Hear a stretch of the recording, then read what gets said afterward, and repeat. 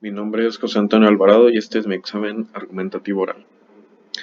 Bueno, el examen argumentativo oral consta de una situación problema en la que tenemos que modelar cómo se comportaría una hielera de unicel con 1 pulgada de grosor, que serían 2.54 centímetros, y donde la temperatura siempre del exterior va a ser constante a 22 grados centígrados y la temperatura inicial del cooler sería de 6 grados centígrados. Bueno, como podemos ver en este diagrama, lo que influye en la temperatura interior del cooler es lo que hay dentro del cooler más el calor que está siendo pues transferido del exterior al interior, y aquí es donde cambia la temperatura. Bueno, tenemos que tener bien en cuenta estas fórmulas, que es para modelar la transferencia de calor dentro del cooler, y pues para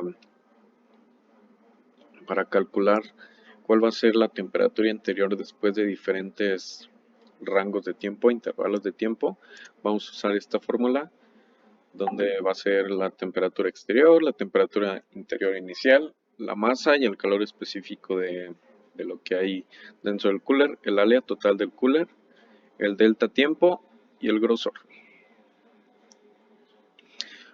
Como podemos observar, las dimensiones del cooler son de 0.25 metros, 0.18 metros y 0.17 metros, que sería la base 0.25, la altura 0.18 y la profundidad 0.17. Para calcular el área transversal tenemos que sumar el área de las 6 caras, y así tenemos el área total del cooler. Después de esto vamos a tener el calor específico del agua, del PET y del aire que queda dentro del cooler. Después de esto vamos a calcular la masa en kilogramos de las 6 botellas, que su peso inicial vacías es de 0.0130 kilogramos.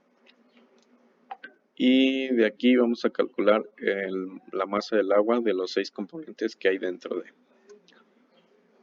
Después de esto vamos a calcular el volumen de la masa de las botellas con esta fórmula. Después de eso vamos a calcular el volumen total de todas las botellas dentro del cooler. Después el volumen de líquido que hay dentro. Y después calcularemos el volumen interior del cooler, que sería pues la fórmula de base por altura por profundidad. Después de tener todos los volúmenes, vamos a calcular el volumen del aire que queda dentro, y la masa del aire la calcularemos con su densidad por el volumen. De igual manera, como ya mencioné, la temperatura exterior siempre va a ser de 22 grados centígrados y es una temperatura constante que no va a cambiar. El espesor de las paredes del cooler, como también ya lo mencioné, es de 1 pulgada, que serían 2.54 centímetros, que en metros sería 0.0254 metros. Asumiremos que la temperatura interior del cooler es 6 grados centígrados. Nuestro delta T sería de 1 segundo. Después de esto vamos a calcular en un ciclo for cuál sería la temperatura interior después de cada rango de tiempo, y generaremos la gráfica que nos dará todo esto, donde si hacemos un zoom podemos observar que el interior del cooler va a llegar a la temperatura ambiente en 9 horas. Algo de lo que influye en que la temperatura del cooler llegue a 22 grados es la temperatura constante, ya que después de que llega a la temperatura ambiente podemos observar que después de, no sé, 90 horas va a seguir constante en 22 grados centígrados, lo cual ya no va a cambiar.